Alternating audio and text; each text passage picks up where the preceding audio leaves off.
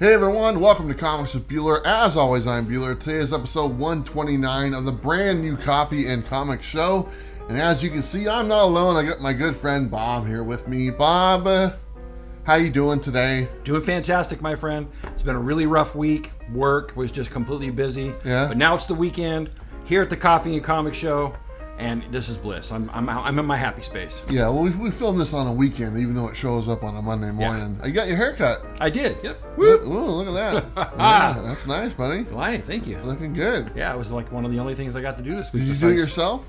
No. I do it myself. Do you? Yeah. You're special. Very talented person. Many levels of Bueller. Yeah. No, I need my wife's help on that one. Oh, that's nice. See, I don't have one of those. So I gotta do it myself. There's a lot of things when you have a wife you don't have to do yourself. This is true. But when you don't have one or a significant other, you're left to your own devices. Sure. That's why men hang out at barbershops. Yeah, that's right. Anyway, that's the only thing we're talking about, right? Right. Anyway, okay, let's go ahead and start with the coffee that we're drinking today. It's not brought to you by Mocha Express, but we encourage you to go to Mocha Express if you're here local. Our coffee is brought to you today by Comics on Coffee, our official coffee sponsor, or one of them, and we're drinking out of their custom mugs that we both have right here. And this is the Xmas Blend coffee, and I'm going to take a sip. You can have one too. There's no cream or nothing in there. I'm out of cream, but no, I like it black anyway. Can you taste the coconut? Yeah, it's got a coconut overtone to it, but other than that, it's a really smooth blend. I like this one. Yeah, and I gotta say, I'm running low on my Comics on Coffee right now. Are you really? So I need to get some more a little bit. There's that other blend, the pumpkin spice one. I can't remember what it's called. I need to try. I think that's the only one I haven't tried. And then they do have a decaf one, but I'll pass on the decaf. I think my favorite so far is the Outbreak. Yes. The Outbreak's my favorite, and then this one here. This is really good too. Yeah. So speaking of their coffee, here's the deal. Comics on Coffee want to give you guys a free bag. So what we're doing a giveaway of a free bag of their coffee. Here's all you have to do. Just go to their website, pick out one of the bags that sounds good to you, and come back here and leave a comment. Let me know which bag that you like.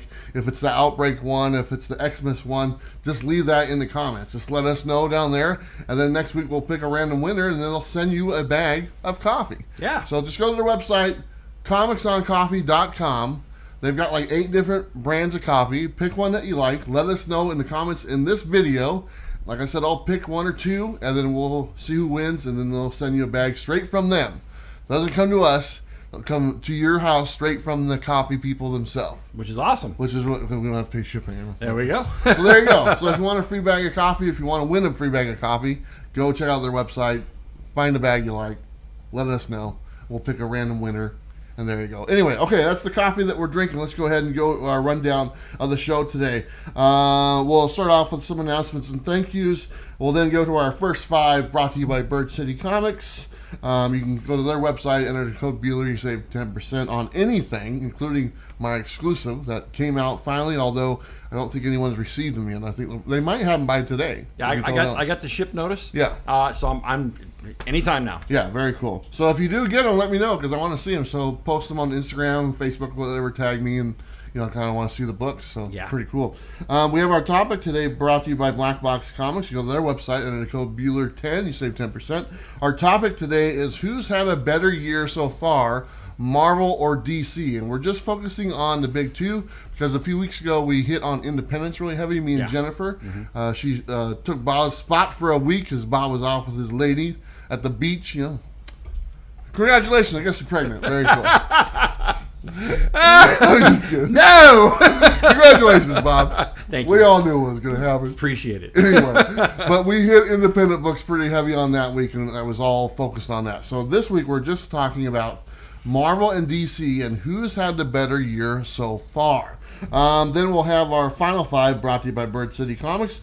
We'll do Robbie's pick of the week and the pick. We'll see how we did, and we'll pick next week's books as well. We have our honest mystery box reviews brought to you by Scout Comics. This week we are doing the Spider-Man booth mystery box. A lot of people have been waiting for us to do that one, so I'm looking forward to doing that. We have our Was It Good segment where we review some of the books from last week, and we talk about the books that we're going to read this week as well.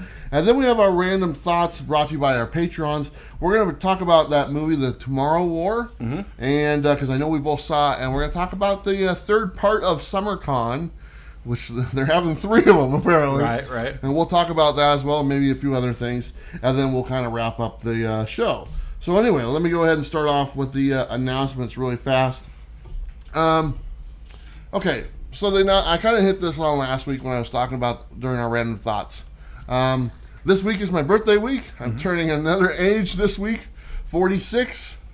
Woo! Yeah, 46. I'm not quite as old as Bob. I still got 20 years to catch up. 20 years. 20 years.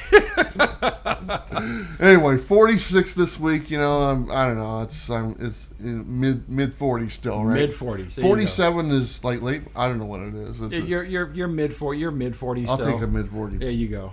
Anyway. Not over the hill till you hit 50. Yeah, I feel over there. I feel like I got ran over by the hill. Right. But anyway, last week I talked about the future of Bueller, Comics with Bueller, and I talked about a list, and I wanted to put a list out there. Some of you guys know this, some of you guys don't. I'm going to be doing some traveling, and quite a bit of traveling. That's kind of my goal starting the first half of next year, is to travel all over the United States and Canada, and even Mexico for that matter, for quite some time. I mean, years and years. I want to travel. It's something I want to do. It's not an easy thing to make happen, and I know we have a very generous community, so I just wanted to put this out there. I have a list of things that I need, or some of the things that I will need for this journey. And if you guys are wanting to help, I'm going to put that list out there. It's an Amazon list. If you want to help me on this journey, on this road, feel free to check out this list. Now, this list, I want to tell you, there's some things on there for $10, and there's some things on there for like $1,000. I'm not expecting the $1,000 things. I have that list for me as well. I'm looking at getting, because I want to upgrade my computer someday. I want to upgrade my power station that I'm going to use, stuff like that. So I made a complete list of things that I'll need while I'm on the road to continue doing the show. If you want to help out on this list, I'll put it on the description down below. You can click on it, check out my list. It's called the Comic Book Van Life of Comics with Bueller, or something like that. And it's got everything from a bucket toilet. People are going to want to buy that. I bought a Bueller shitter. Basically right? But, I mean, there's stuff like that, and there's, like I said, there's all the way things up to a laptop or whatnot. Yeah. But anyway, if people out there are generous people, and I know they are, I know the people in this community are willing to help out, we've done the same thing, so I know who I'm talking to. And, because this journey to start off is going to cost around $10,000. I'm looking at a vehicle. I've been looking at vehicles this past couple weeks. I'm looking to get that vehicle by the end of next month, which is the goal, and it looks like it might even happen before the end of this month, to be totally honest, which is just a few days away. But as soon as I get the vehicle, then that will kickstart everything as far as having, being able to put this stuff in there and get the ball rolling and kind of really see the light at the end of the tunnel. Because right now the tunnel is like really far away. But when the vehicle shows up and it's sitting out in my driveway, I'm like, okay, I got to do something. Yeah. But anyway. So I'm really excited for you. I mean, I think what you're doing is very ambitious. Not only, the cool part is that you get to travel all over the place, which you've wanted to do your whole life, which I think is great. But to take the show on the road, I think this is incredibly ambitious, and I'm excited for you, man. Yeah. And so I just wanted to say that if you do buy that toilet bucket, make sure you buy the heavy duty liners for this guy. I have those on there too. And the little, do him a favor. The little pills that you put in the thing, so your shit don't stink. Right. But it's just stuff that you're gonna need. And exactly. Me and Bob were talking before we started. I'm kind of going back and forth between a small RV and a van. Yeah. And I kind of go back and forth. There's pluses and minuses on both. The van gives me an opportunity to go anywhere and everywhere, as far as parking or anything I want, driving in the city or whatnot. To where the RV gives me a little bit more space, but somewhat limits me where I can go. I can't go through a drive-through. I can't go, parking, in the parking lot someplace or whatnot. It's a small parking lot. So there's trades off to both. Right now, I think I'm leaning towards the van. to be totally honest. And I'm going to be looking at those. Like I said, I've already looked at a few. And hopefully narrow it all down by within the next couple of weeks and get that ball rolling. So, but I'm excited because not only, like you said, I'm going to take the show on the road, but I want to meet people. I want to meet the people who are watching. Yeah. I mean, the thousands and thousands of people. I'm talking to you guys right there. I want to come to your house. I get emails all the time. I just got an email last night from someone saying, hey, you know, it's really cool what you want to do. I wish I could do that. You know, I have smaller kids. If you're ever in my area, come on over and say hi, you know, or coffee's on me. That's what I want to do. Yeah. I want to go see those people. I want to talk about comics all around the world, or all around wherever I can go in my van. Obviously, I can't go to Hawaii, but whatever. I can fly there and do that. That's a beautiful place. But I want to do that. That's exactly what I want to do. I want to meet people. I want to go to comic shops. I want to go to every comic shop in the world or in the United States. And I want to have that as my bucket list. And one thing I want to do, when people are, I know people are going to help, and I know like our Patreons, and I know people are going to want to donate or whatnot. I want to do something to where, you know how they do the, like they do a remodel or something like that, and you can buy a brick. Yep. And your name's on the brick, and it's there in like a courthouse square or something like that. Oh, that's my brick. It costs like $10 or whatever, and it has your name on it. Okay, I want to do something like that for the van, okay, or for whatever it is, to where if you help out and make this trip possible, I want to put your name on the or whatever. Maybe not your name if you want like a profile or whatnot. Maybe you don't want your full name and social security number on there, but you know, whatever. You know, if your name is if your profile name is 9 square inches, you're gonna have a little plaque on the van or something like that. So that's kind of what I want. Something similar to what I did with the vest years ago. I wrote your name on the back when you did a super chat. I want to do the same thing with the van and have you recognized on the van as people who made this happen. Yeah. And I think that'd be kind of cool to do that. I think it's awesome. I get an added bonus to this. You know that, right? Yeah. I get to tell people when they ask me, where's Bueller? He's in a van reading comics down by the river. That's right. I get to say that. That's right. I will be. That's exactly what I'll be doing. I love it. That's exactly what I'll be doing. I know you will. Because I love the river and I love the outdoors. Yeah. And I could stay there forever. And that's what I want to do. Anyway, that's kind of an announcement right there. So there is a list. It's an Amazon list. I'll put it in the description. You can check it out. If you're wanting to help out any of that stuff, that's just the tip of the iceberg, to be honest. But those are some things I'm going to need for this journey. So if you want to help out, you're more than welcome to. I've said this before. I'm going to be selling all my stuff or whatnot, my books and my belongings and everything, and that's all going to be...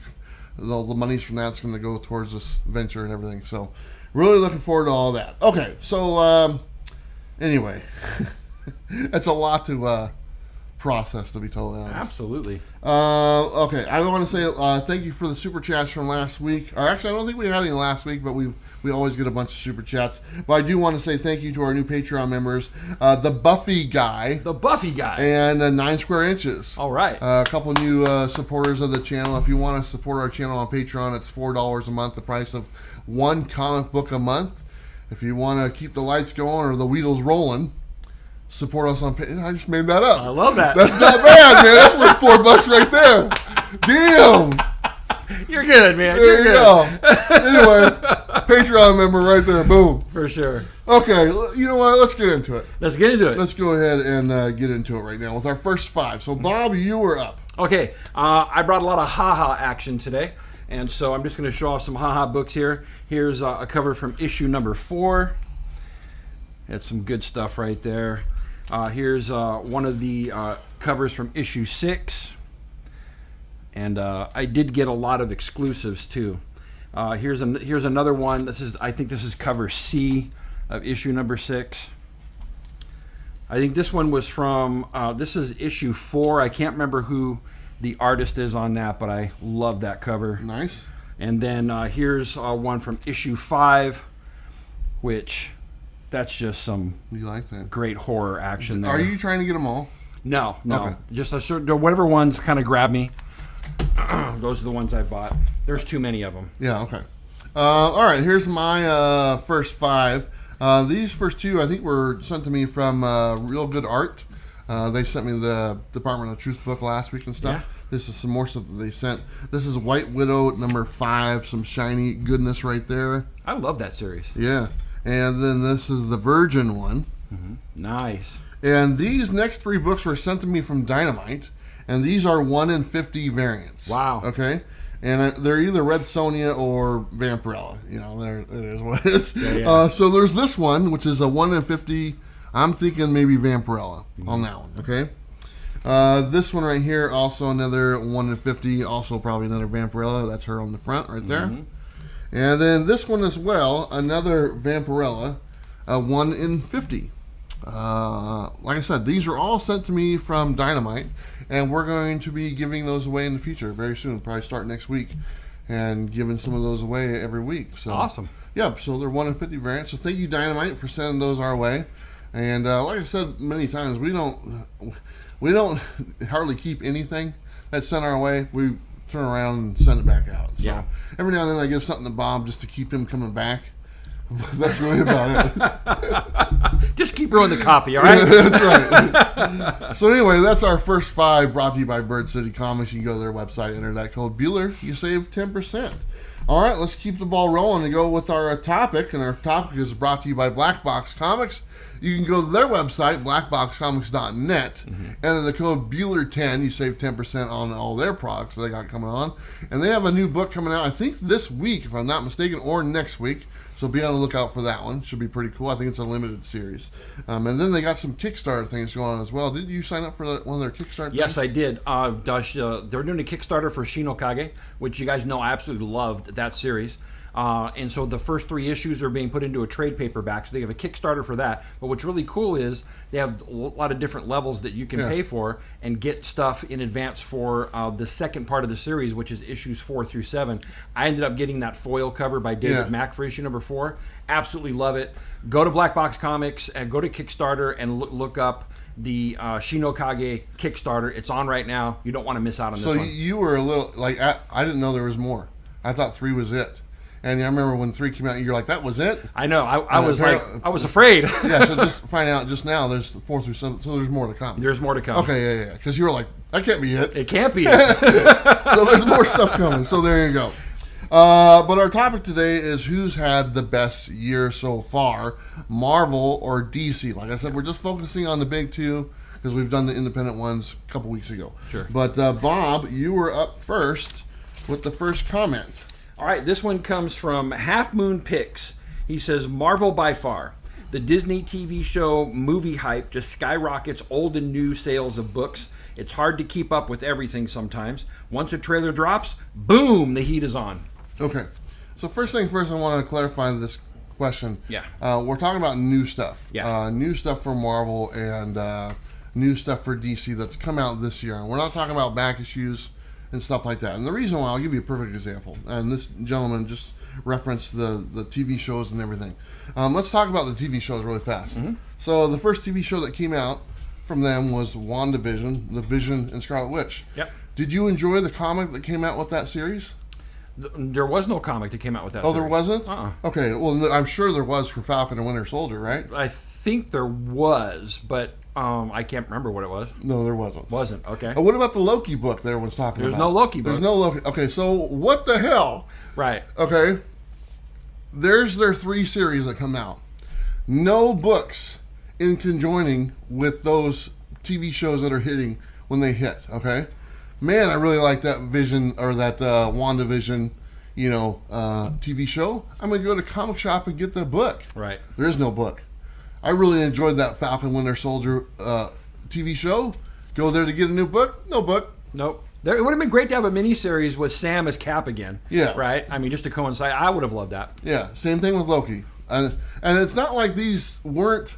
I mean, there was a Loki book about a year and a half ago. Okay? There was a Winter Soldier one a couple years ago. Okay? It's not like they can't just turn this out. Sure. It's not a problem to make another book. They make tons of books. They're making Reptile. They can make another Loki book or whatnot to kind of go along with the hype that the TV show is getting. It's stuff like that kind of drives me a little nuts. Sure. Because we've talked about that many times. It's like, hey, the books don't get represented by the TV shows or whatnot. Yeah. Here's an interesting question, though. You just said that there was a Loki book that came about a year and a half ago. Mm-hmm. Do you think the pandemic kind of delayed what was supposed to happen at all? Just makes a fair question. I mean, I thought about that as much, but it doesn't take much to start writing a book. It doesn't. It really, you can just, they can put out a book, no problem. Because it's not like, the pandemic put them in a, what's harder to make? A TV show or to write a book? Hey, during a pandemic. I'm sorry to say, but with some of the crap that they're putting out, you can't tell me they spent 6 months writing that stuff. Yeah, but I mean, just think about it. I mean, you got to put all these people together and film a TV show during a pandemic. That's a lot of work. To write a book, you need 3 or 4 people to do it, and they can all do it at their comfort of their own house. That's right. And so the whole pandemic thing, I don't put any weight on that, because they can do it no problem. They can just like, oh, we got Loki coming out. Let's put out a book at the same time. Did they do any of that? No, they didn't do it. So I'm just throwing it out there because if I thought about it, I know somebody else probably. And I thought about it too, to be honest. But anyway, this person kind of brings that up and kind of why Marvel is doing better. They didn't capitalize on any of that, which I don't understand why. I mean, the logic is not there. Right. And we've talked about that many times. I mean, when you have these movies coming out, release the books that coincide with the movie. Give them out at the movie theater. Give them, making sure that the word is spread about and try to get new readers in. Yeah. And they're just not doing anything like that. Yeah. Okay, you got the next one also. Sure thing. Next one is from Casey Jernigan.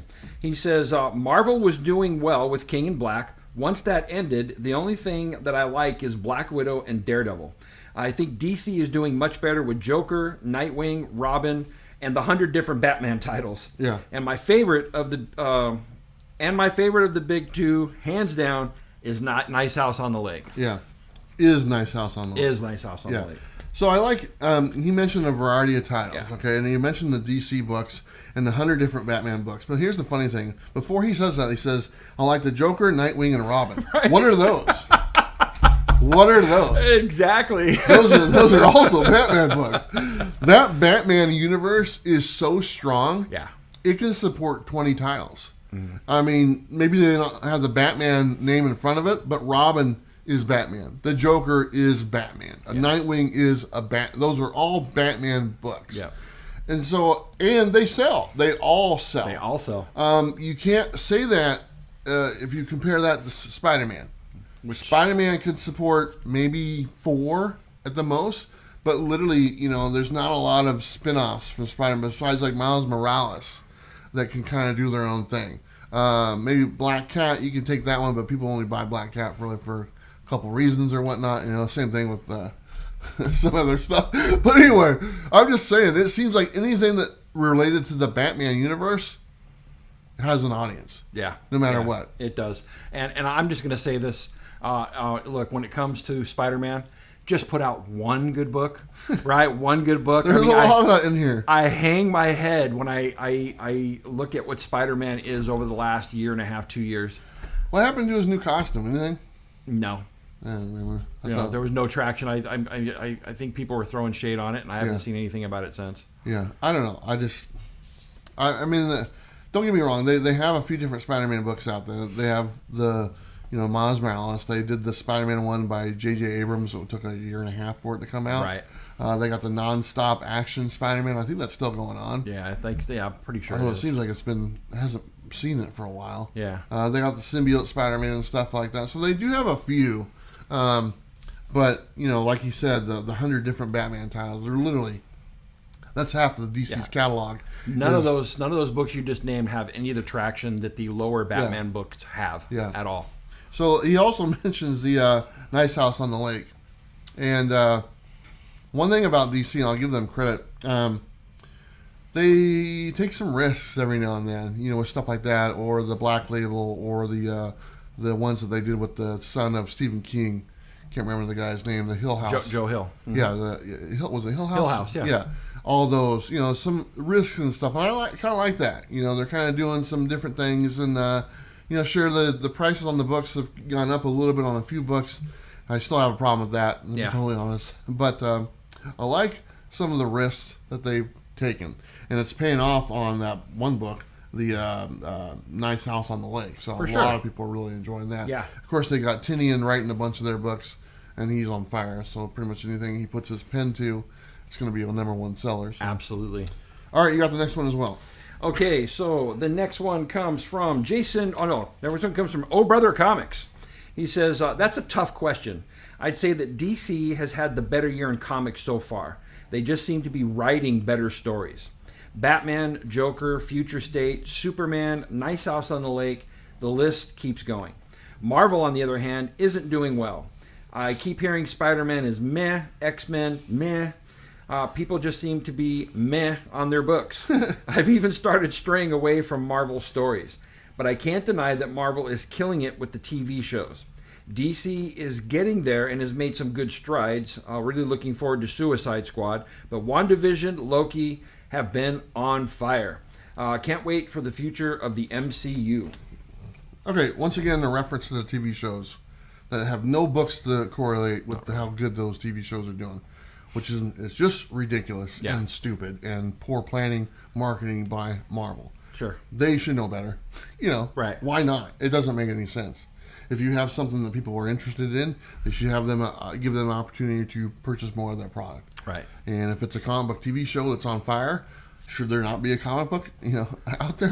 Sure. Anyway, yeah, I mean, no, we'll beat that to death. You get a new viewer on one of those TV shows, and they go into a comic shop and they say, "Hey, I really like that WandaVision show. Do you have any comic books on that?" Yeah. What are they going to say? Yeah. There's the back issue bin over here. You might find something over here, right? Yeah. Which is fine. It is what it is. But anyway, I don't want to spend too much more time on that. But what I do want to talk about is sales totals, because they reference quite a bit of different titles, and I just want to see, what the totals were for this past year so far. So we're just going to kind of look at the top 10 for each month, the last 6 months. So January, of the top 10, Marvel had 5, and DC had 4. Okay. February, Marvel had 5, DC had 4 as well. In March, Marvel had 6, DC had 2. So the first 3 months go to Marvel. April, Marvel had 4, DC had 4, so a tie. May, DC had 5, Marvel had 3. In June, DC had 4, and Marvel had 4 as well. The first half goes to Marvel. The second half is more of a tie, although if you were to look at it, DC would be up by a couple points or whatnot. And I think that is reflecting because the first half of the year was Future State, and I don't think that did fairly well. Mm-hmm. I think there was a lot of talk about that. It was kind of thrown out there, at the last, not really last minute, but they talked about something similar, the new whatever it was, and then they weren't going to do it, then they did it, and you didn't know. But literally they took a couple months off from the regular writers, did the Future State thing. There was no regular books coming out except for like Black Label. Yeah, it was hit and miss. Okay. Mm-hmm. Really, all those titles, like 1 or 2 were really popular or really had good storytelling, like Swamp Thing, and really that was it for me, to be totally honest. But then in the second half of this, or the next few months out of this year, the regular titles came back, and it shows in the sales figures. Yeah. As soon as the regular titles started coming back, their sales figures went back up. They started doing some other things as well that were popular, and as we go on through this year, I think that's going to represent more of a increase in DC books being sold. Another part of that is that King and Black ended, or about that time as well. Yeah. And so those books are dropping off of there as well. Yeah, there was a lot of drop off in there also. So anyway, I just wanted to kind of tell you some sales totals, let you guys know exactly who's kind of winning the war, if you want to call that or whatnot. All right, looks like I got the next one here. This one is from Jason Doyle. It says, currently, I feel like Marvel isn't running nearly as hot as last year. Venom is over. Thor seems to be in the lull. Immortal Hulk is almost over. Daredevil seems to be the best book they have at the moment. Once Cates puts out his Hulk book and Al Ewing bring back Venom, I think Marvel will become red hot again. I got to give it to DC right now, though. I've never been a fan other than Batman movies, but what they're doing with their Black Label has drawn me in. I would say that Tinian is currently the hottest writer putting out material right now. A lot of things have ended for Marvel, okay, or coming to an end. Some big books. Mm-hmm. Venom obviously being the big one. And Immortal Hulk is another big title, which is coming to an end. Luckily, they have those restarting up again. We'll see how that goes. But I'll give you another example of a big title. X-Men, what came out, the number 1 with the Hickman run, when he started like last year, was like the number 2 selling book last year. Yeah. Okay? sold, or maybe number 1. I can't. It's not number 1. I think it was number 2. This new relaunch of X-Men number 1 that just came out last month or earlier this month, nowhere near the sales totals of what that Hickman did. Okay, and a brand new relaunch, a bunch of different covers and everything, all that stuff. New writer, new team or whatnot. Same kind of X-Men universe that still is really confusing, but nowhere near the hype of what the Hickman one did last year or the year before. Mm-hmm. So I'll be curious. I don't have the final sales totals on that one, but I'd be curious to see what it does. That being said, is it going to be the same for Venom? When Venom comes out and Al Ewing is on board, is it going to see the same sales figures as what Donny Cates was doing? I don't know. Will the Cates Hulk book stand up to the Immortal Hulk run, which is very popular and gained quite a large audience the more and more it went on? It'll be hard to see. I'm really looking forward to the Hulk Cates run. I think he's going to have a lot of fun with that. But even Thor, which was mentioned in there, is dying off right now as well. Sales have been dropping on that one. Just the interest has waned. And when you take the big 2 writers right now, which in my mind is Cates and Tynion, Cates was up here and Tynion was down here. It's flipped. It's flipped. And Tynion is up here and he's putting a gap. Everything he's writing is gold. Yeah. Everything. And it seems like he's got a new title every week or whatever. Yeah. And it's like, wow. And not to take anything away from Cates, it's like, it's 1A and 1B type thing. And not that they're in any type of competition. But when you look at the head writers for both, and I consider those 2 guys to be the head writers for Marvel and the head writer for DC, mm-hmm. They're both putting out great work, but the traction that Tynion is getting is just, I'll give you an example. If Cates wanted to do a book like The Nice House on the Lake from Marvel, I doubt they'd do it. They'd probably say, no, we don't do a book like that. Yeah. But DC's like, do whatever you want. Do whatever you want. You want to do that? Go ahead. They're smart to do that right now. So, smart to do that. Anyway, I thought it's pretty interesting. I mean, it's going to be an interesting second half of the year. For sure. When the new books start coming out, is it going to generate some buzz? Because right now, not only did these other books come to an end, but they also flatlined because they got delayed. And the buzz dropped off for them.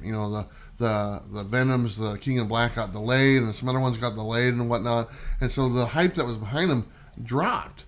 And then when they came out, it was kind of like it wasn't really the big buzz what they were probably anticipating. So it probably hurt them in sales. Yeah. In the long run. So, okay, I got the next one as well. This is from DVDJKUFMN. I don't know. It says, look, it's a long one.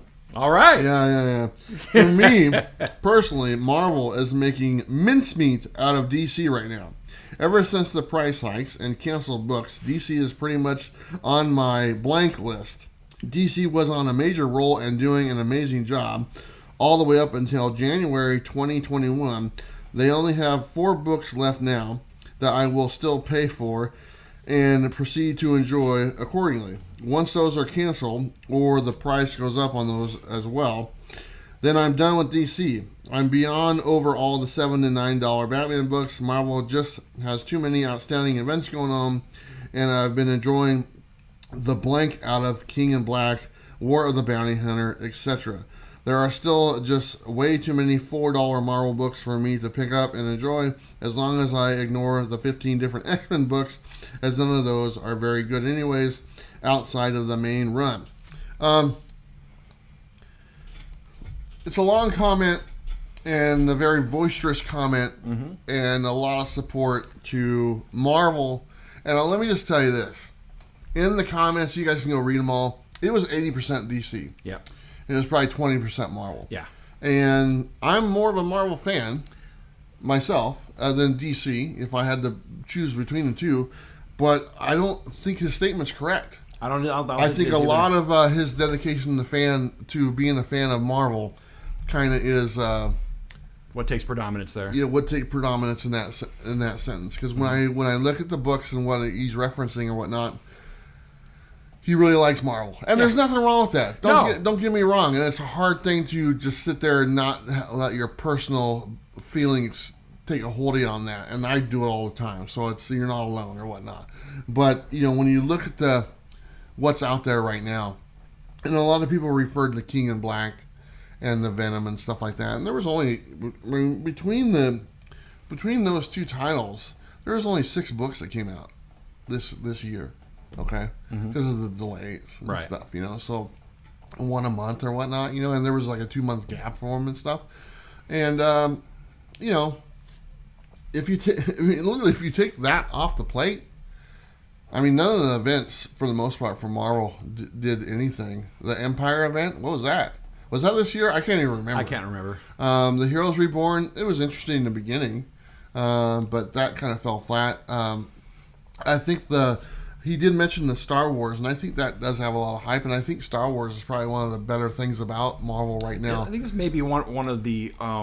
they don't do very many events for Star Wars, as far as crossover events like that. So this has got a lot of traction. The Bounty Hunter thing? Yeah. So I'll give them credit for that, because that Star Wars there's something right there. The Mandalorian is on TV. Well, guess what? There's some Star Wars Bounty Hunter books to go along with it. Maybe not the same thing, but someone can reference it. It's in the same universe, and stuff like that. So I mean, there's something to go to and buy that relates to the Mandalorian show I just spent 12 hours watching in a row. So I think a lot of that statement. There's a lot of Marvel fandom in that statement. Sure there is. And we're all fans. It stands for fanatics, but really, I think if you take a minute and look at it, and you take your fandom out of it, and I could be wrong. Maybe I'm just reading the information wrong. But I don't think that. I think DC is having the better year. Yeah, I mean, really, a couple of people have already hit on it in previous comments. When they talk about the writing being good, when it comes to events, especially Marvel events, and for the most part DC events as well, I usually wait until the end and I ask, did it pay off? Was it worth the event? Yeah. And 9 times out of 10, people are like, by the time they got to the end, it just didn't pan out, right? And so I'll stay away from it because I'm not going to throw my money down on something that doesn't pay off. Yeah. You have too many disappointments. Yeah. And Marvel has been the bigger culprit of that. Yeah. I think the best event that I've seen in the last couple of years was Dark Knight's Death Metal. That's the way to do an event. Yeah. It was incredible. Every book tied in with each other, and it wasn't irrelevant. But that's what happens in most of these events. You have all these tie-in books that have no relevance to the story, and the main story.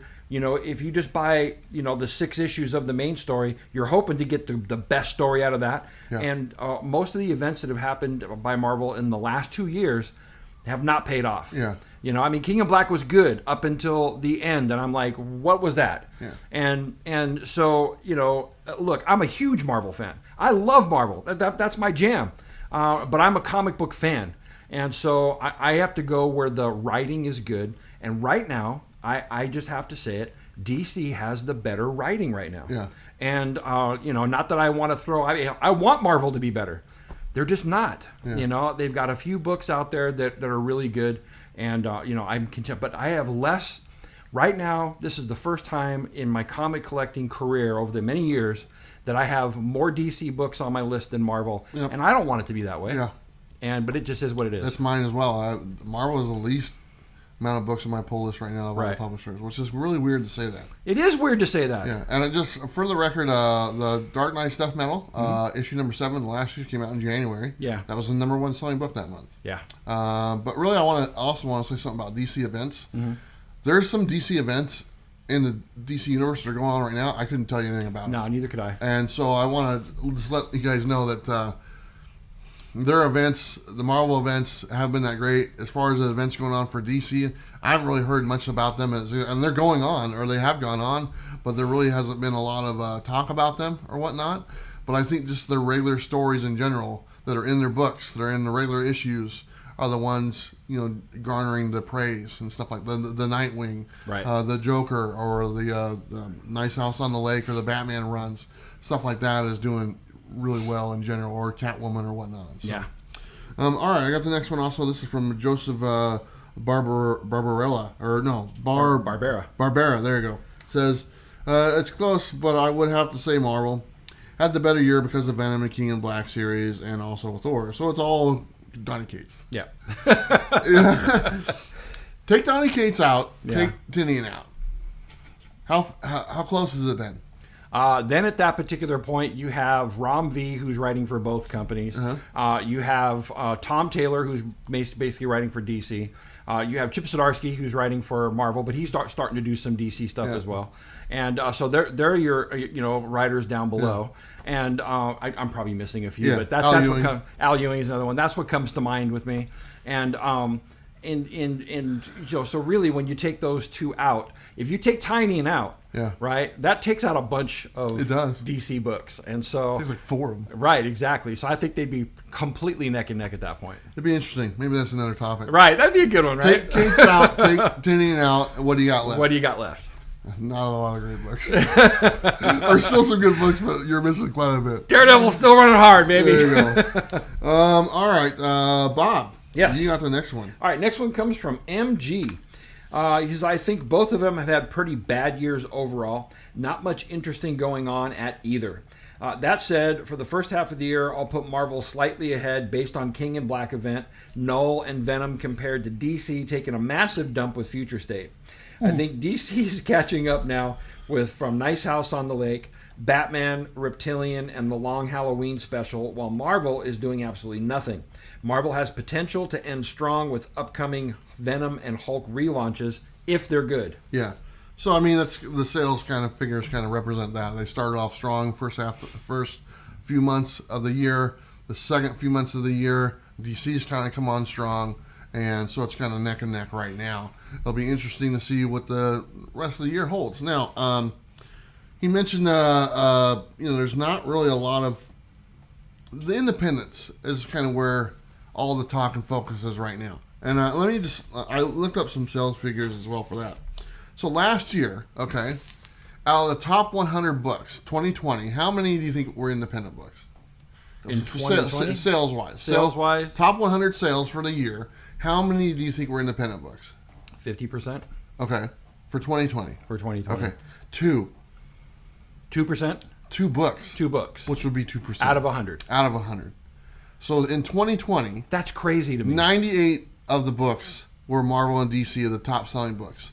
2 books were independent books. And then they were Decorum, number 1. That was number 59. Okay. So we don't even have an independent book in the top 50. And the Merc and Adolfo's and Mercy was number 66. Those were the top 2. Something is Killing the Children's not even up in the top 100? No, they don't. I mean, that's not a huge... I mean, it maybe is right now over the last few months, but not last year.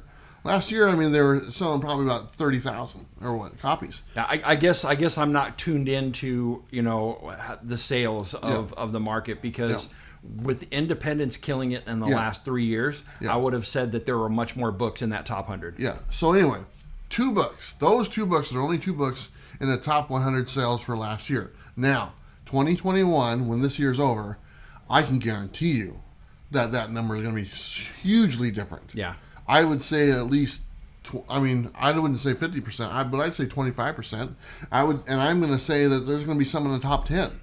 We didn't get our first independent book till number 59 on the top 100 list, and that was Decorum number 1. You don't think Berserker is going to be up there? Yeah, Berserker. They're going to be up there for like number 1 or number 2. For sure. 600, whatever that is, and I don't know if they count all the second, third, fourth, 11th prints or whatnot. Right. But that's going to be up there. I can guarantee it. Yeah. And a bunch of it, with the popularity of Something That's Killing Children, a bunch of other stuff. It'll be interesting to see 2021 sales data as far as a year and how much the independents have grown in just 1 year's time. Even if you go back to 2019, we did have the number 2 book in 2019 was an independent book. You guess what that is? Mm-mm. It's really easy. What's that? Spawn. Oh yeah. Spawn 300. Yeah. Spawn 300 and like 301 and 302 were in the top 25, and there's like nothing else until you get in the 70s or whatnot. That's crazy. But I think that's flipping. And I think because the story is getting good. The writing is much better. The writing is much better, and it's catching on. Yeah. And people are getting, and like people like Keanu Reeves are literally writing books right now. Right. So, I mean, it'll be interesting. I can't wait to look at the sales data next year and see what that is. So, should be a lot of fun. I love looking at stuff like that. And when I saw only 2 independent books out of 100 for last year, I was like, give me a break.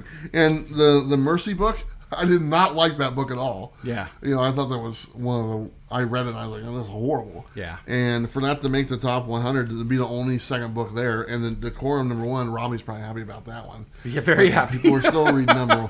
People are still reading #1, trying to figure out what the hell is going on. Right. So. Anyway, good stuff. All right, Bob, you got the next one. Sure thing. Next one comes from T Money. He says, keeping it to the big two in the realm of print media. DC has outperformed Marvel this year in both quality of their writing and books. Future State may have failed in creating a spec buzz, but it laid out an idea of the future of characters and something to look forward to. James Tynion has obviously been the nexus to their over success with the Bat Family and Nice House. Marvel has let me down with countless events: King in Black, Heroes Reborn, Mech Strike, Clone Saga, Hellfire Gala, and now Sinister War. Bob, your enthusiasm towards the Was It Good segment always keeps you watching till the end. All the best. Well, thank you, my friend. We kind of hit on events. Well, I like the name of this guy, T Money. That wasn't my name in high school. Was it? Yeah. That's awesome. I always had money and stuff. Come on. You give people money or whatnot. So, anyway. But, you listed off a bunch of the events. And let's hit on that Hellfire Gala. I don't understand any of that at all. And it was just so... I remember looking at all the covers for the ones, because they all had the special, like, the ball gown covers for every one of the books. Marauders, X-Force, X-Men or whatnot.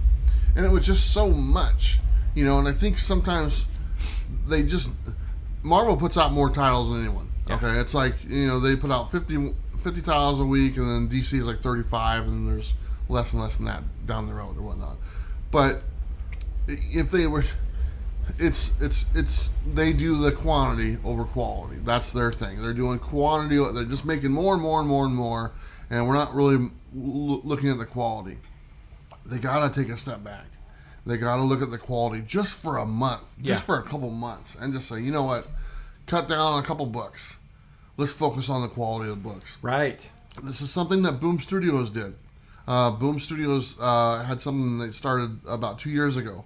They looked at all their lineup. They said, you know what, we're putting out a lot of books, a lot of quantity, and we're not putting out a lot of good quality. Yeah. So they reframed it, and they said, we're only going to do this, we're only going to do that, and we're only going to focus on really good titles. We're not going to flood it with a bunch of other stuff, and we're going to go from there. We're going to use our licensing sparingly, and we're going to use it properly.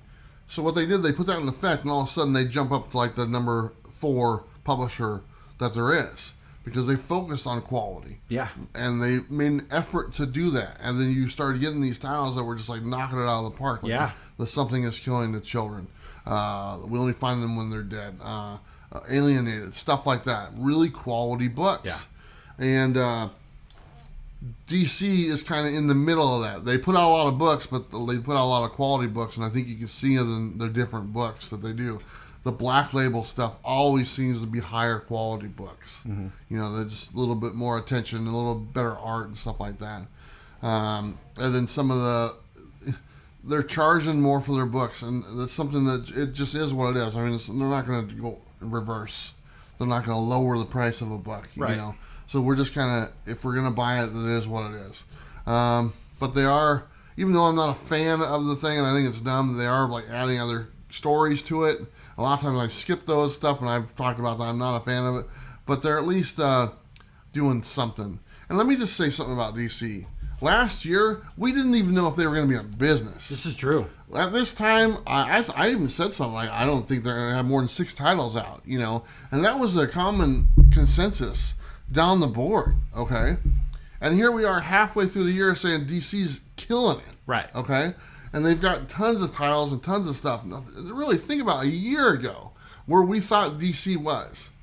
We got to backpedal and say, hey, man, everything that everyone was saying, the end of DC or whatnot, and then we're not going to get any books and they're all going digital. Well, that ain't the case. Right. They're putting out stuff different than they've ever done before. Sure. Along with the regular stuff. So my hat's off to them. Yeah. And I also have to give them credit in another area as well. They did something really ambitious with the whole future state thing, whether you like it or not. I don't like it. Right? You may not have. There's a lot of it that I didn't like either. But give them credit for trying something new, trying to create something for characters that's a new direction to go in, that creates buzz for looking towards the future. And some of it did stick. Some of it they did. You got a couple of new characters that people are excited about. There's this whole thing inside of Batman that's going on that's part of the mythos now. And you have to give them credit. They took a huge chance with that. Yeah. I didn't like the fact that they coincided it with this price hike. Yeah. Right. Because all those future state books were really expensive. And quite frankly, I didn't buy a lot of them. I did buy some of them. But how ambitious to take properties that people have been buying into for years and to flip everything on its head to say, here's a new look at them, right? And I got to give them credit for taking a chance like that. At least they're trying, and so, that's another place I have to give my hats off to them. Sure.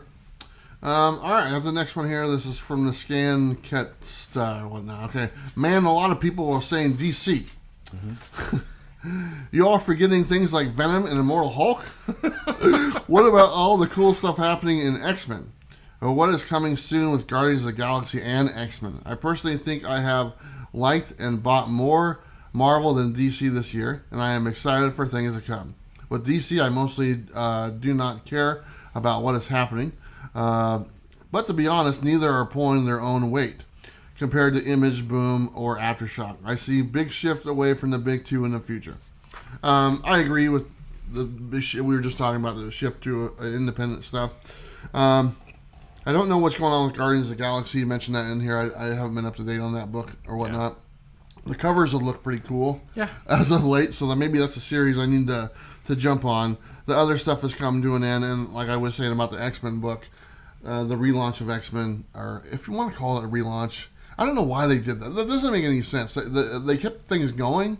They just retitled number one again, just to get that number one bump. Yeah. They could have, you don't need to put a number one on a book, and just because it's a new team involved. Well, and the thing about it is that Hickman just revamped everything, started this whole Krakoa universe, type thing. And they're still doing that Krakoa thing. They are. They just restart with number one again. Which is just keep it going so that it keeps everything contained. Yeah. Don't do this money grab for another issue one just because you're throwing another writer, Jerry Duggan on. It just doesn't make sense to me. Yeah, it's the type of tactics that turn me off. Yeah, it doesn't make any sense. I mean, I didn't bother with it or whatnot. But anyway, I have to agree with them as far as when they're talking about independent books. We talked about that. Let's look at next year when the sales figures are out and see what big of a jump. It's only going to go up. I mean, can they beat 2 titles compared to 2020? Absolutely. Yeah, they can beat 2 titles. I'm calling it right now. They're going to beat it. Yeah. Anyway, I got the last one as well. This is from Logan Lumpkins. It says, it's been a mediocre year for both of the big two, but I think Marvel has had a stronger year in comparison. Marvel had King in Black wrapped up with Kate Stegman Venom run. They're wrapping up Ewing's Immortal Hulk. Amazing Spider-Man has apparently become a stronger title. And they put a spotlight on some niche yet beloved characters like Black Widow, now Moon Knight, Beta Ray Bill, giving them their own series. I like the fact that they're giving Moon Knight their own series, which is great. We'll talk about that in a little bit.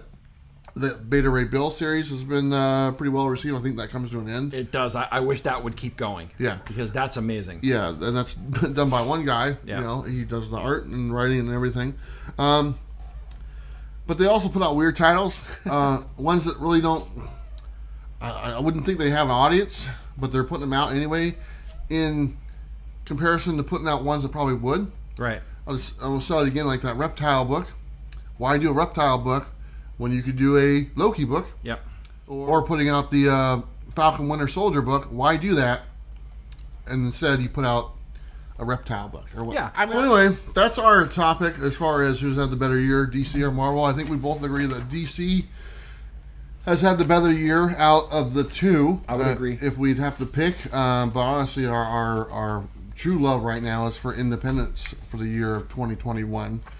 Image, Boom, Vault, AWA. Aftershock. I mean, Aftershock is awesome. Killing it this year. I mean, you name it, dude. I mean, it's all there.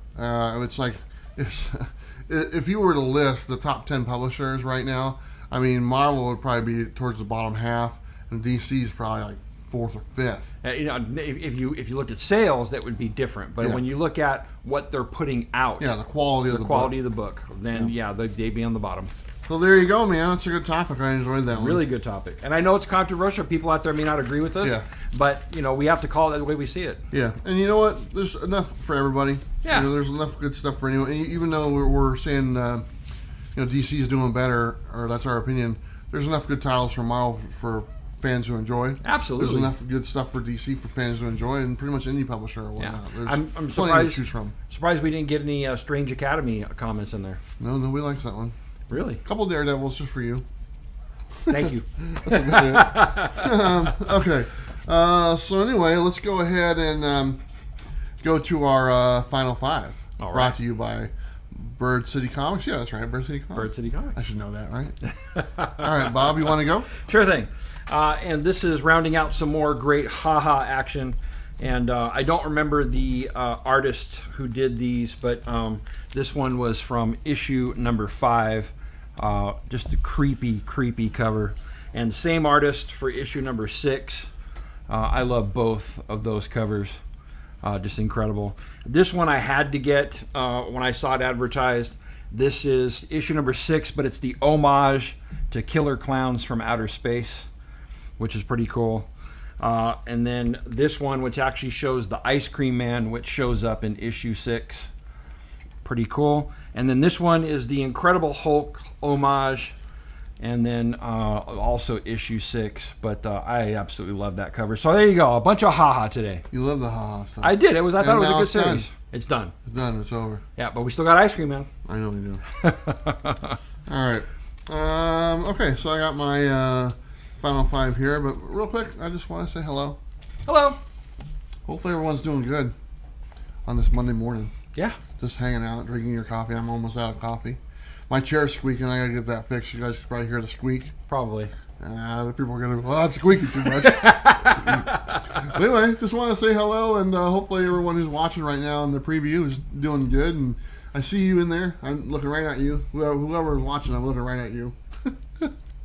Right now, there's about a 50-50 chance whether I'll be in the chat on Monday. Hopefully, I'm there with you guys as this is going. Yeah, we'll have to wait and see. Yeah. All right, let's show my Final 5. All right. These ones were also given to me by Real Good Art. I don't even know what this is, but it's pretty cool. It's a shiny cover. And it's autographed. It's got a devil bunny on it. Here is Elvira, Mistress of the Dark, number 1. Look at that. I think that first one was Devil's Dominion, wasn't it? No. It's not. Okay. I know that. Elvira, Mistress of the Dark, number 1 as well. This is autographed. I don't know if it's autographed by Elvira, but there's a signature on there. Very cool. This one is Lola, I think, XOXO, number 1. I don't know. It's autographed as well. So very cool. They sent me those. And this is just out of my personal collection. Edge of Venomverse, number 1. Direct edition. It's kind of a cool looking book. Yeah, I like that cover. Look at that. There you go. That's my Final 5. Great Final 5. Brought to you by BirdCityComics.com. Go to their website under code Bueller, save 10% on everything and anything. Yeah, especially like when you buy that Moon Knight exclusive. And say, he didn't use it. I didn't. I saw other comments where people said they forgot as well. A lot of people forgot. Just trying to save you money. Exactly. There you go. All right. You know what? Now's the time we switch on over and we go to that other guy. We'll see how he's doing. So let's go ahead and go to Robbie's Pick of the Week. Hey everybody, I'm Rockin' Robbie Billups from Pop Culture Philosophers. You're checking out the Coffee and Comics Show on Comics with Bueller, and my pick of the week is Moon Knight, number 1 by Marvel Comics. And I have not had a chance to read this one yet. Have you? Yeah, I read it. Yeah? And so this was Robbie's pick of the week. Yeah, I know. And I mean, did he pick this one over his normal stuff? I mean, do you think he was playing around? I can't figure it out. Because I was talking to some people at the comic shop, and you know they had mixed feelings about it, and I was like, I thought this was a good book, mm-hmm. But is it Robbie's pick good book? Right? Does it hit that level? I don't know, and I don't know if he just did it to mess with us because he's heard our strategy. Right? He's planned this out. Yeah. He's like, there's no way they're gonna pick Moon Knight number 1. For right. one, you know, Bueller's got his exclusive. He's not gonna be vain enough to do that, right? Yeah. Of course I wouldn't do that. You know, and I do have to say that when we're doing this pick-to-pick stuff, what cracks me up is that we're doing it sight unseen. We haven't read any of these books. Yeah. Well, sometimes I do. Well, I'm saying some. I don't. But yeah. So I don't know. That was his pick. Interesting pick. Very interesting. And I think there's a motive behind it. You think so? Very much so. I trust you, Robbie. But this one was kind of like, what's going on? There's some motivation behind this pick. We haven't figured it out yet. But we're gonna.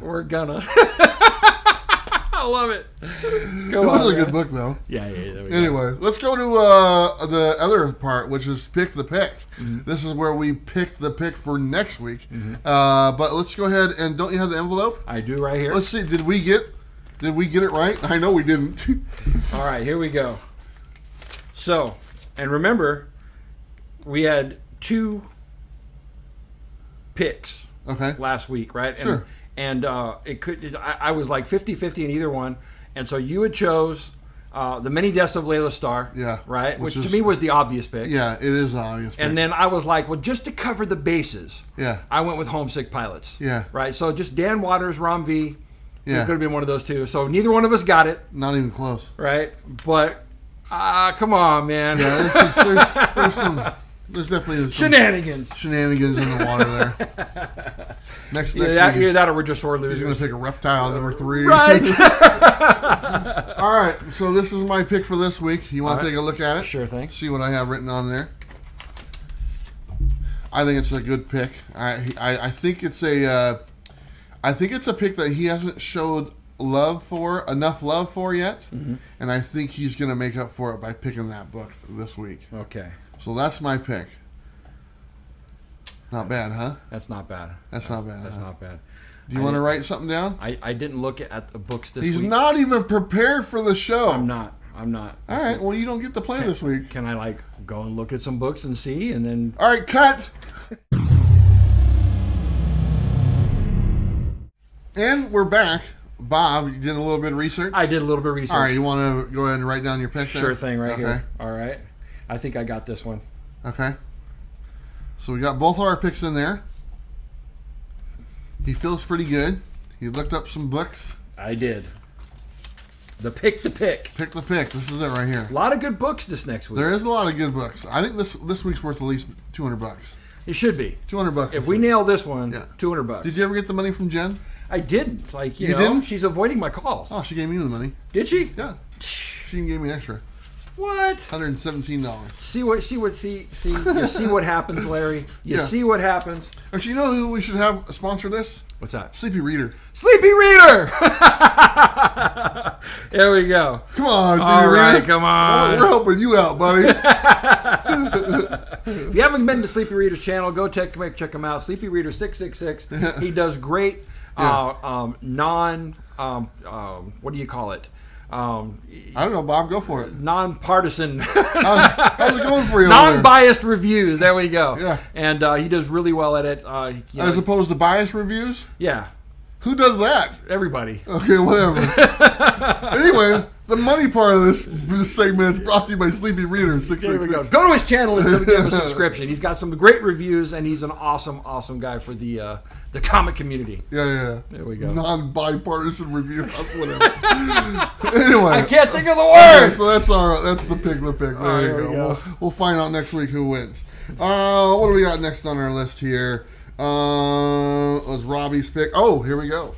This is it. What's that? Our next segment is Honest Mystery Box Reviews, brought to you by Scout Comics. You know, their website under code Bueller, save 10%. This week we are going to be doing the Spider-Man Booth Mystery Box, which should be a lot of fun. But real quick, last week we did the Torpedo Comics one.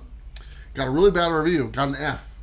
Really bad review, okay? Apparently, and I'm sorry to say this, that is common.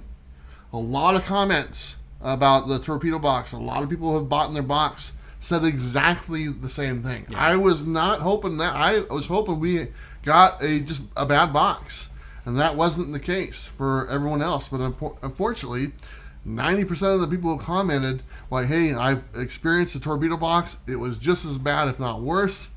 Don't know what to tell you. That's horrible. I mean, that's horrible. When I think about how many people have probably bought in that box and been disappointed, That's the reason we're doing these videos, to hold them accountable. If Torpedo Comics, if you're watching, or if you watch that video, make a better product. Yeah, for sure. Put it out there for the comic community that's actually worth the value of the box. Don't screw people over. People are going to find out. People are going to recognize. Over last week, 6,000 people watched that video. The word spreads when you have a bad product a lot faster than it does when you have a good product. And look, let's just be honest. When it comes to a lot of these different boxes, for some people, they're supporting the company that's putting them out. Yeah. And there are a lot of people out there, me included. I love Torpedo Comics. I love the content that they put out. And but when it comes to this particular box, this is below what I know of them. Yeah. And I think that that's the case with a lot of people. They want to support Torpedo, so they buy the box. And you guys, man, the proof's in the pudding, and I hate to say that. Yeah, it's not our goal.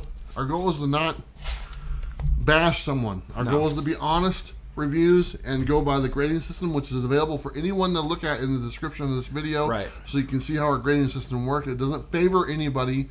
We don't favor any company or whatnot. We just tell exactly how it is, and you guys can do exactly the same thing if you want to use that grading system. Right. Unfortunately, that box got an F, and there's a lot of room for improvement when you get an F. So anyway, this week we're focusing on the Spider-Man Booth mystery box. This is their shipping box right there. Let me tell you a little bit about this. You can go to their website. That Spider-Man Booth, I believe, is what it's called. I'll put a link down there if you want to check them out. These boxes are $30 plus about $12 shipping. So you're looking at $42 total for the box. In the box, you get 5 books. A lot of them are exclusive variants. That's kind of what they're known for. So if that's what you're looking for, that's the type of stuff that you get in this box.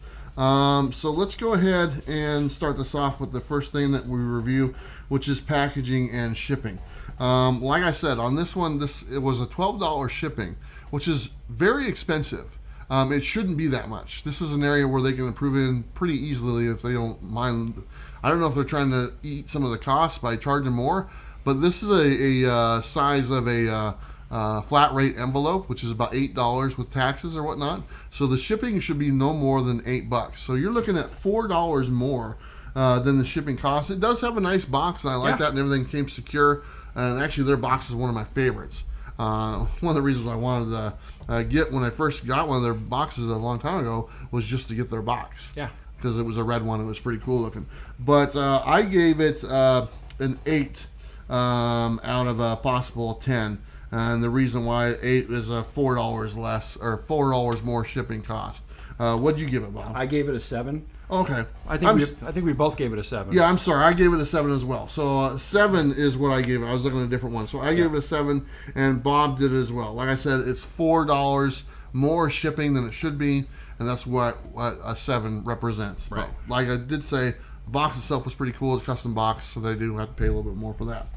The next one on here is monetary value. And let me go through the books. We'll show you what we got. The first one right here is Transformers Regeneration 1. This is number 84. This itself right here is a $3 sold price book. This next one is Star Wars The High Republic number 2, the variant exclusive. This is a $12 book. Has a $15 price tag. We'll get to those price tags here in a little bit. Here is Venom number 27, another exclusive variant. This one is an $8 book. Look at the price tag on that. Yeah, price tag's $25. Yeah. This is Thor number 11, another one of their exclusive variants. This one we're looking at about $10. And the last one is Wolverine number 3. And these are all really neat looking books. Yeah. Another one of the variants. This one is a $5 book. Okay. So if you add all these up, according to the sold prices recently, and these are average sold prices, you can find ones for more and you can find ones for less. I can find this one for $1. But I also saw someone for $9.99 as well. So I try to do an average and go from there. So a total of $38. So you're looking at a box that costs you $42. So you lost money. You lost about 10%. So I gave an 8 out of 10, which is a 10% less than the value of the box. Yeah, that's the same thing I gave it. It's right in perfect line pricing right there. So an 8 is what it is. Yeah. Next one, we're going to move on to condition of the books, the bags, and boards. On this one was pretty easy. The condition of the books, they're pretty much near mint. All of them, yeah. All of them look great. New bags, new boards. They're not like the special bags and boards. They're just regular BCW bags and boards. But they're fine, so we gave it a 10. Perfect 10, really. Perfect 10, yeah. Exactly what you would expect. Brand new bags, brand new boards, great condition. Really not too much to talk about there. The non-monetary value on this box, and this is where a lot of times me and Bob will have different numbers. I gave it an 8. I think 20% of the box is filler. I think the Transformers one is just kind of a filler book. And really, like I said at the beginning of this box, you get the exclusives. You're not going to get much of anything. They don't really care about storylines. They don't really care about arcs or whatnot or number ones.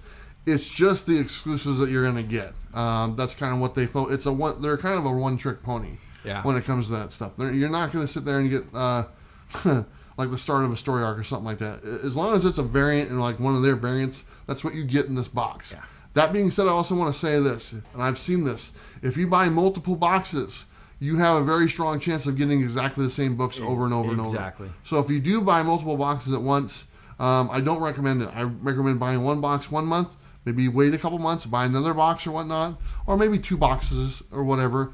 But if you end up like buying like four or five boxes a month, you'll get multiples of the same exact book because that's what's in their inventory at the time, and that's what you get. Another thing I want to put out there is, and I should have mentioned this during the shipping, they are notorious for taking a long time to ship. These take 2 to 4 weeks from the time of purchase to get to your door, and you're paying priority shipping, which is, when you pay priority shipping, I would assume I'd get it that week. But literally, it takes 2 to 4 weeks, and more than likely about 4 weeks to get this box from the day that you purchase it, which is not very common. Does that mean they're shipping media mail? No, they're shipping priority. Okay. But even media mail doesn't take 4 weeks. Media mail is a week, maybe 10 days at the most. At most, okay. But this is like, you order this, you're lucky to get it the same month you ordered it. Yeah. So anyway, I just want to put that out there. Non-monetary value, I gave it an 8. I thought 20% filler. What'd you give it, Bob? I was a little bit higher than that. I gave it a 9 because all the books are all well-known characters. Mm-hmm. I wouldn't say that they're, great stories, but they're definitely, everyone was, so I gave it a little bit higher on there. Okay. The last category that we graded is, did it deliver as advertised?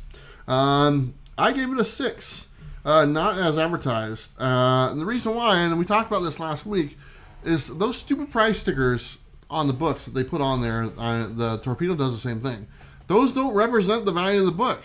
It represents what they want to feel is the value of the book. So they're like, oh, look, I got this total value. I got $65 worth of books according to these little stickers that they put on. Right. Don't put those on there. If that's a practice that you're doing, and if you're not putting an accurate price on, that's the thing. Right. Put the accurate price on there, or even go below it. Or put a $10 sticker on a $15 book. There you go. You don't get that argument when it's reversed. This is true. You don't get this says a $10 sticker and I looked it up and it's $15. Nobody bitches about that. No. I shouldn't use that word, but I just did. But anyway, but you understand what I'm saying. Yeah.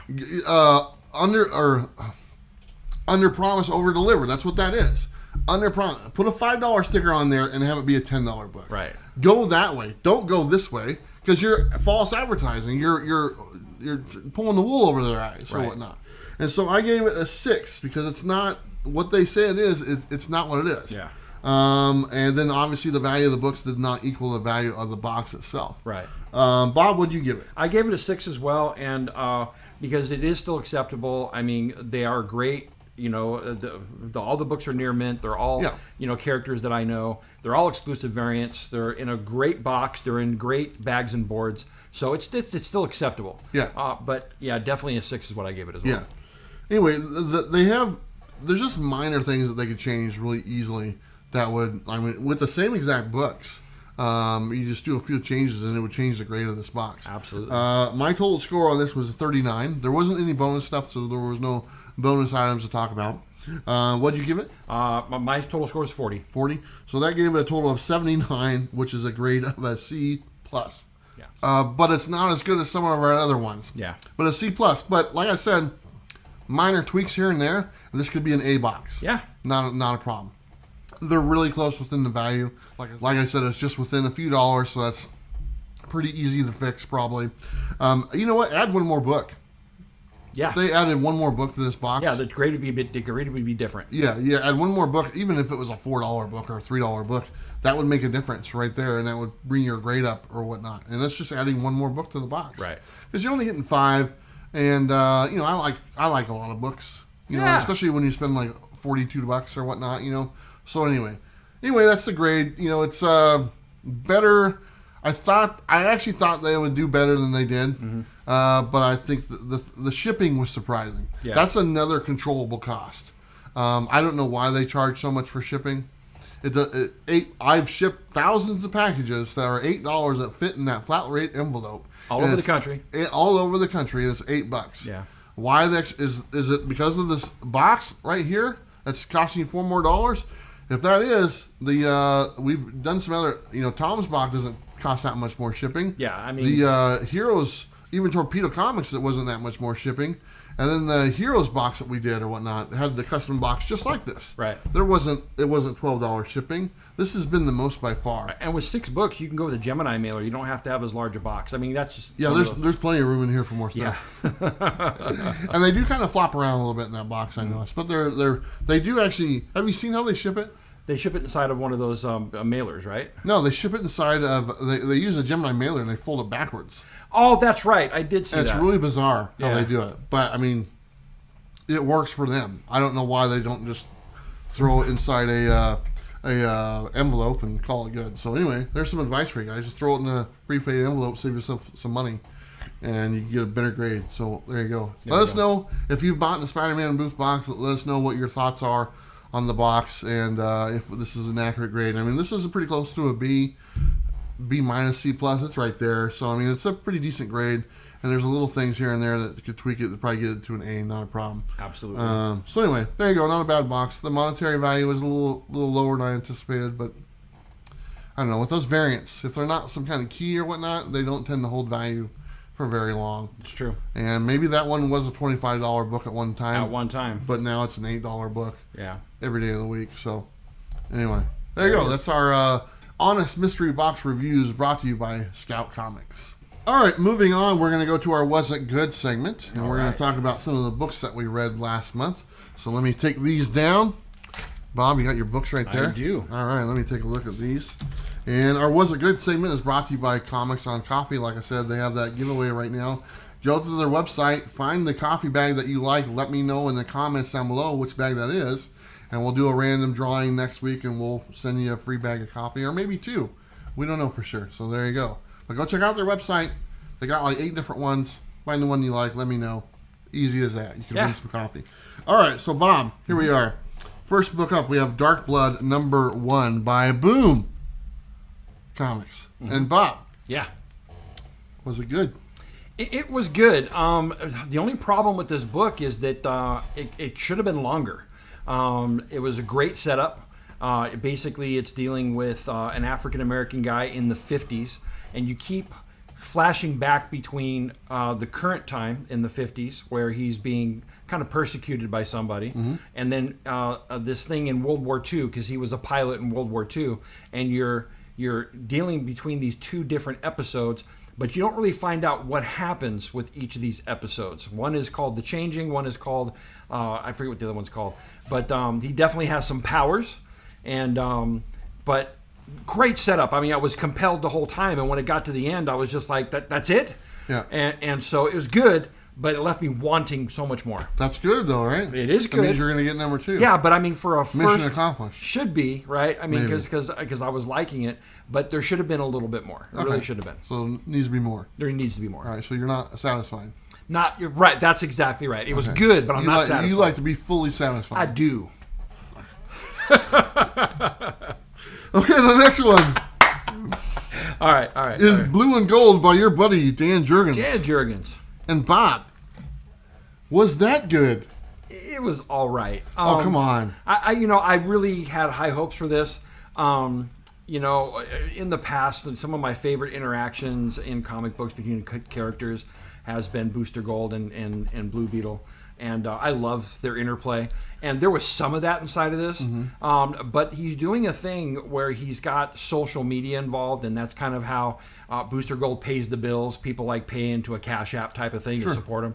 And so he's going into battle or into action with social media going on. And so you get to see all the comments from people as it's happening.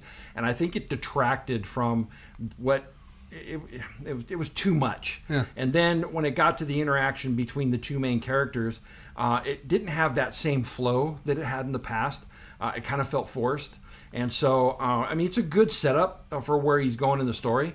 I'll give it that. But I wanted it to be so much more, and it wasn't. There you go. Now, here's these are honest reviews. I mean, here Bob, he shared the stage with this gentleman just last month. Yeah. With Chris Claremont. And I can guarantee you that that's the only time that's ever happened, and that's the only time it will ever happen. Probably. Because I don't not see those two gentlemen sharing the stage again anytime soon. Not anytime soon. It was an interesting pairing. I didn't throw you up there. I had a great time, though. It was a lot of fun. Anyway, okay. So the next one right here is Mom and Bob. Mm-hmm. Was Mom any good? No. Mom was not good? It wasn't. I tried so hard. I tried to read this book 3 different times. Yeah. Each time I got lost. It kind of felt like somebody throwing their thoughts onto paper and wanting to make those thoughts create a story.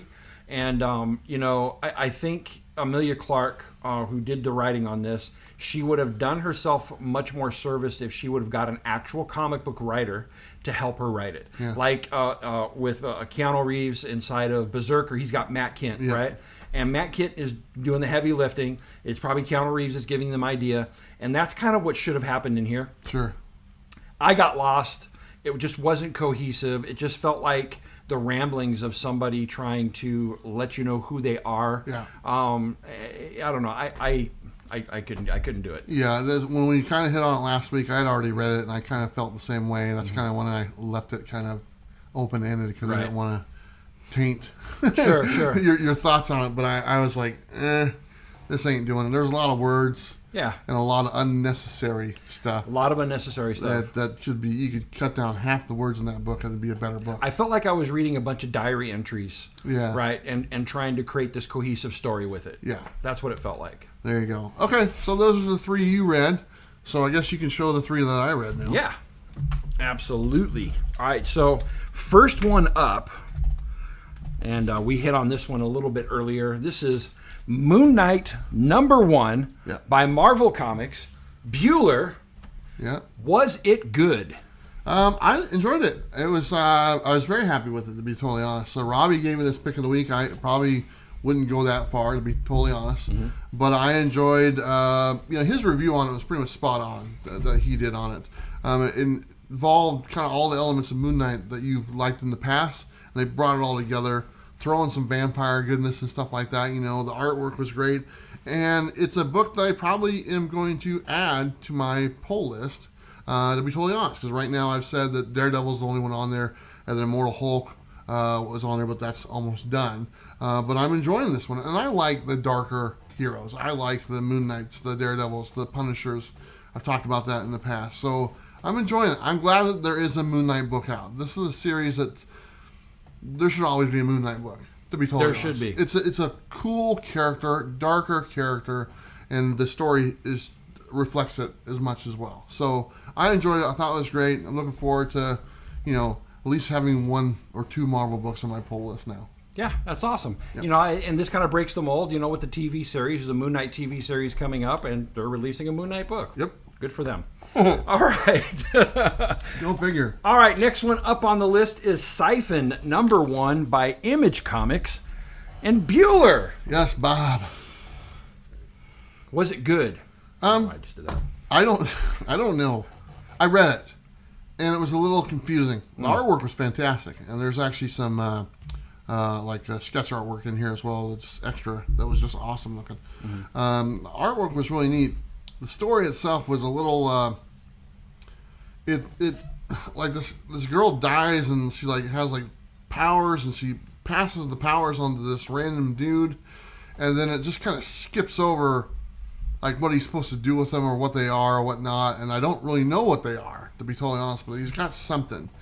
And then some time goes by, and they don't really elaborate on it or whatnot. And like his relationship starts to go bad, but I don't know. There's some missing elements in this book that would have been easy to point out to kind of sum it up a little bit more, and it was missing.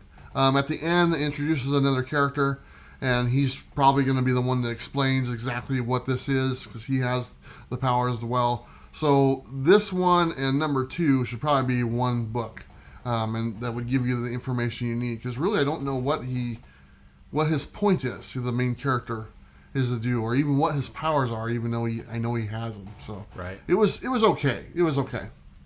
All right, so it was okay. There you go. All right, so a good book and an okay book. Yeah. Cool deal. All right, so the next one up on the list is Proctor Valley Road, number 5. I know you've been enjoying this one. Yeah, this is the last one. By Boom Studios. It comes to an end with this particular book. So, Bueller. Yes, Bob. Was it good? I enjoyed it. Yeah, somebody made a comment, if they don't end this book with the Janis Joplin concert, and they did. They don't actually show Janis Joplin, but they're literally coming out of the concert. Right. After going to it. And that's what this book was about in the very beginning, them trying to raise some money to go to this concert. The book, let's see. It all comes to a conclusion at the end. And with the monster and kind of a final battle with the girls. And the girls kind of realize that together they can pretty much stop anything. And that's what it is. They unite together, they bond together and whatnot, and the 4 of them stop this witch, monster, whatever it is.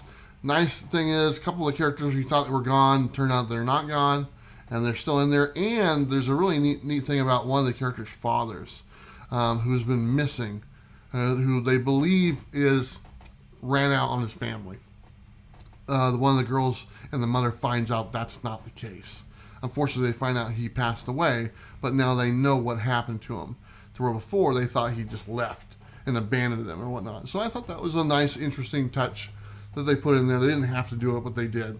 And so I enjoyed that.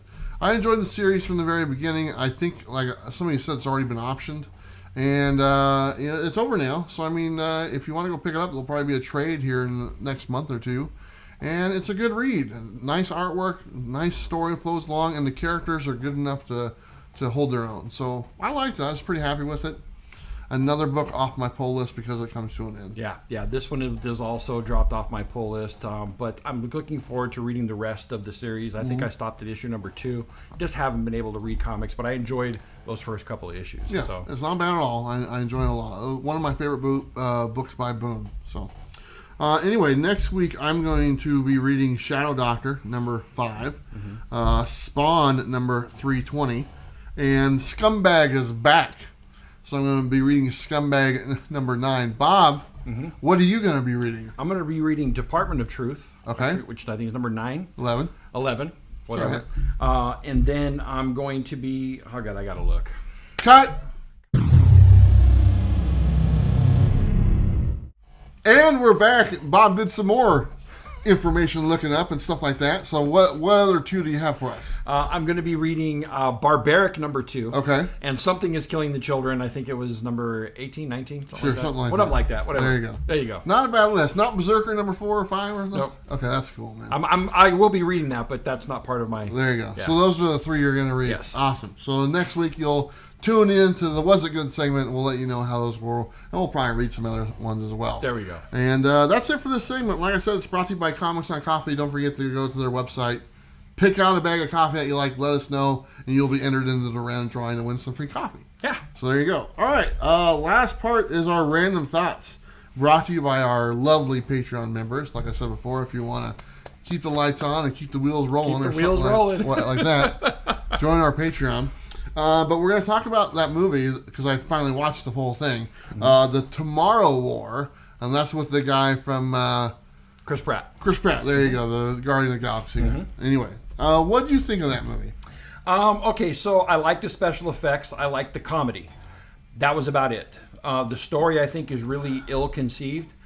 There were a lot of plot points that were very poorly thought out. Yeah. I'll give you one case in point. You have these creatures in the future who have basically decimated mankind. And now they're having to go back into the past to pull more people up, right, to fight this threat. And then when you get there, they kind of show off these creatures that are hard to kill. And then when you finally get into how they are killed, it doesn't make any sense. They're just killed by regular shotguns and guns. Yeah. Why couldn't they have done that without calling people from the past? It didn't make any sense in that how that was conceived. They're just normal weapons, right? And it you know, if you could have taken a 50 cal, right, and taken a whole bunch of them out at once, or used bombs, why didn't they do that to begin with the military that they had? Sure. There was a bunch of things in the movie like that were ill-conceived as far as plot. And because of that, I just had a hard time watching it. Every step of the way that they were using tactics, the way they were going after that Queen Mother, it was just ill-conceived the way it was thought out, because I was punching holes through it every step of the way. Well, I'm glad I didn't watch it with you. Did you like it? That would have been miserable. It would have been. I wanted to like it. I actually liked it. I actually thoroughly enjoyed it. I watched like the first half, or maybe the first quarter of the movie, like 2 weeks ago, and I finally finished it like a couple days ago. There you go. So I the first quarter of it I watched literally to the point where he jumps and lands on the roof. Okay. When they come to the future or whatnot. And then I had something to do. I didn't watch the rest of it. So I finally sat down and watched the whole thing. I enjoyed it. I thought it was great. I thought it was, it's a popcorn movie. It's not meant to, you know, like, the holes are the holes. And sometimes you just can't plug all the holes. There was a lot of them in this. But for the most part, I just enjoyed the movie. Yeah. And I thought that the characters were pretty cool. There's some comedy in there. I thought that was interesting that it turned out. Full spoilers, by the way. His daughter and stuff like that. Right. That was a great. And I thought that was pretty neat. And you know, I thought the design of the aliens were pretty neat as well. How they could shoot stuff out of their little, I don't know what that's supposed to be. Their tentacles, or I can't pronounce that word, or whatever it is. Tentacles, whatever. Anyway, I enjoyed it. I thought it was good. I thought that it just is. It's not an Oscar winner. No. You know, by any means. But it was just a fun movie. I mean, I kind of watch it like I watch Independence Day. There's a bunch of holes in that one as well. Yeah, that's true. Okay, but you know what? It's just a fun movie to watch. And it's been a while since I've watched a movie like that. That was kind of just fun to watch. And that's kind of the way I looked at it. And I think a lot of it had to do with Chris Pratt. Yeah. To be honest. Because he's lighthearted and it's... he brought his normal charm to it. Yeah, he exactly. It's charming or whatnot. So I enjoyed that much about the movie. When he jumps back to the future and kind of has to go on the thing, he figures out, you know, they're in the snow and everything. And I thought that was pretty neat. I kind of saw that coming or whatnot. And I thought maybe... you know, maybe they've been here for all the time or whatnot and thought out. So I like that premise and stuff. Yeah. So they threw some of that in there.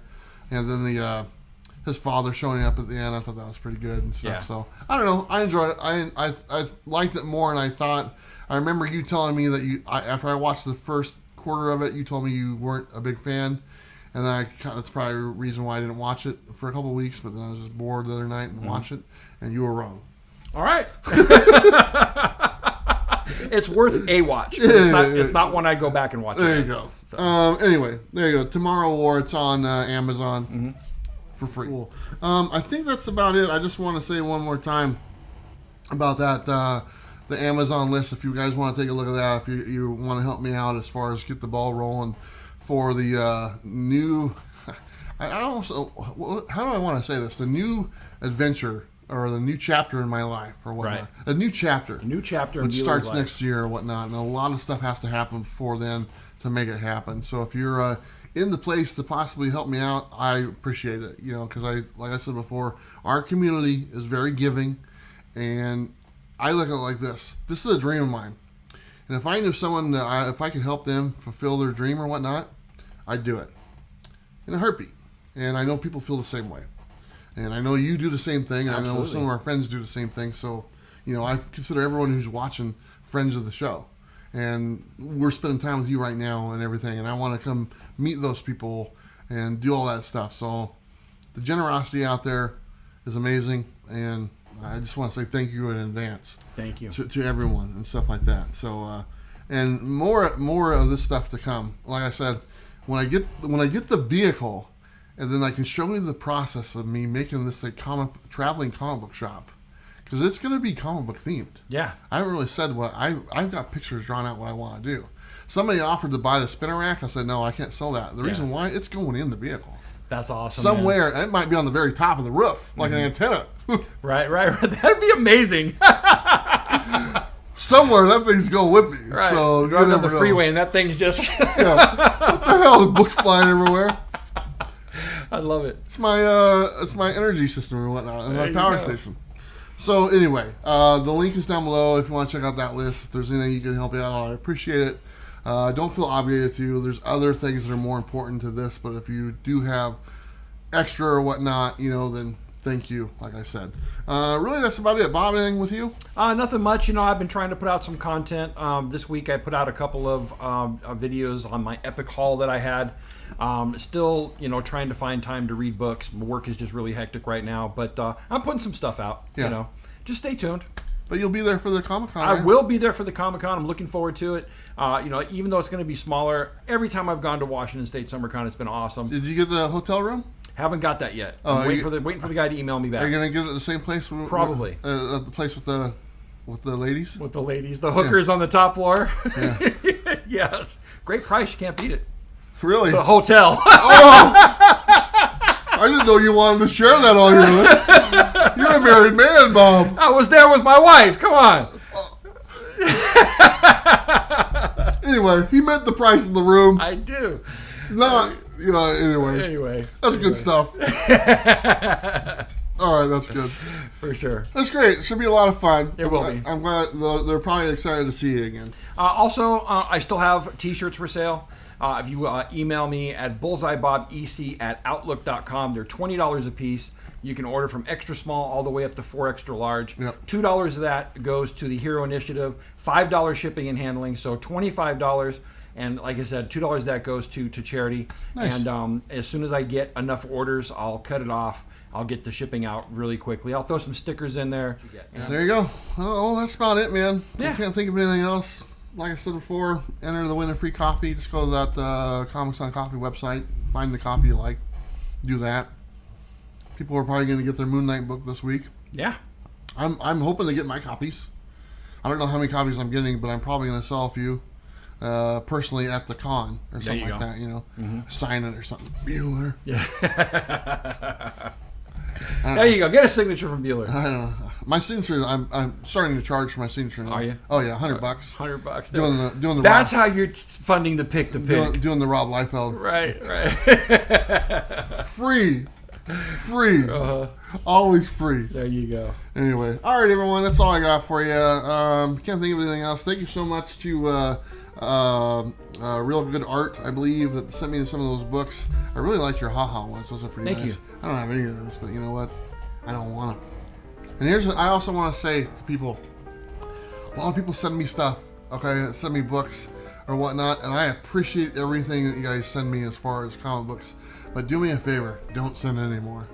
The reason why I'm saying that is because I'm trying to do the opposite. I'm trying to get rid of the books.